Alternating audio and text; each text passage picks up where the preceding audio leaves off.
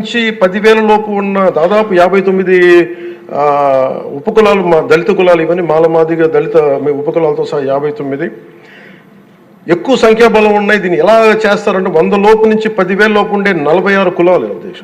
కొన్ని కులాలు దాదాపు 30-40 మంది కూడా ఉన్నారని వారు తెలియజేశారు అధ్యక్ష.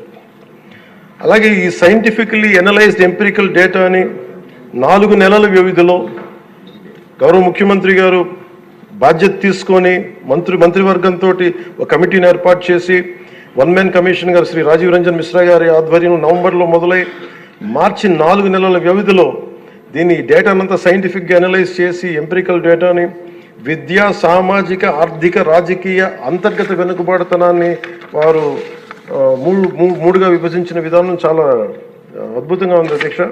ఇది అందరికీ మేలు చేస్తూనే కోరుకుంటున్నాను. మందకృష్ణ గారు వర్గీకరణ ఉద్యమానికి ఆద్యులు. మందకృష్ణ గారు వర్గీకరణ ఉద్యమానికి ఆద్యుడు, వర్గీకరణ సాధన పోరాట సమితి యోధుడు అధ్యక్ష మందకృష్ణ గారు. నారా చంద్రబాబు గారు సైబరాబాద్ సృష్టికర్తే కాదు, వర్గీకరణ రూపకర్త కూడా వారు. శ్రీ మోదీ గారు నయా భారత్ నిర్మాతే కాదు, వర్గీకరణ ఫలప్రదాత కూడా. అందుకని మనస్ఫూర్తిగా ఈ వర్గీకరణ బిల్లుని ముందుకు తీసుకెళ్లి దీనిని ఆంధ్రప్రదేశ్ అసెంబ్లీలో ఈరోజు ప్రవేశపెట్టినందుకు మనస్ఫూర్తిగా ముఖ్యమంత్రి గారికి, అందరికీ, మంత్రివర్గానికి, సభ్యులందరికీ మనస్ఫూర్తిగా ధన్యవాదాలు తెలుపుకుంటూ స్పీకర్ గారికి నా హృదయపూర్వక ధన్యవాదాలు తెలియజేస్తున్నాను అధ్యక్ష.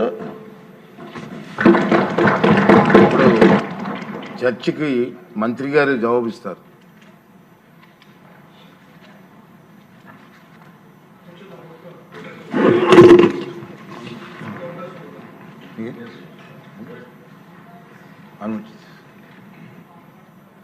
ఒక చిన్న ఒక ఇంక్లూడ్ చేయగలిగితే గౌరవ ముఖ్యమంత్రి గారికి మీ ద్వారా తెలియజేస్తాను అధ్యక్ష. దాదాపు రెల్లి కులస్తులు చాలా అత్యధికంగా ఉన్నారు అధ్యక్ష. ముఖ్యంగా వీటిలో 135,000 పైచేలుకున్నారు యాజ్ ఆన్ సెన్సస్ ప్రకారం. వారికి ప్రత్యేకించి కొన్ని జిల్లాల్లోనే కాన్సన్ట్రేట్ అయి ఉన్నారు వాళ్ళు. వారికి ప్రత్యేకించి ఒక జిల్లాని యూనిట్గా తీసుకున్న, ఇంకోలా తీసుకున్న వారికి కూడా తగు న్యాయం చేయవలసిందిగా కోరుకుంటున్నాను. అలాగే బేడా బుడగ జంగాలకి ఏ కులమో వారికి తెలియట్లేదు. వారికి కూడా మీ ద్వారా గౌరవ ముఖ్యమంత్రి గారి దృష్టికి తీసుకొస్తున్నాను. వారి దేనికి సంబంధించిన ఏ కేటగిరీలో పడతారు దాన్ని కూడా ఈ సభాముఖంగా అందరికీ తెలియజేస్తాను.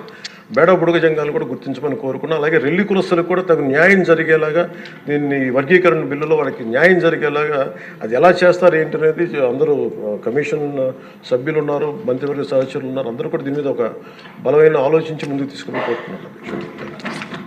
మినిస్టర్ గారు.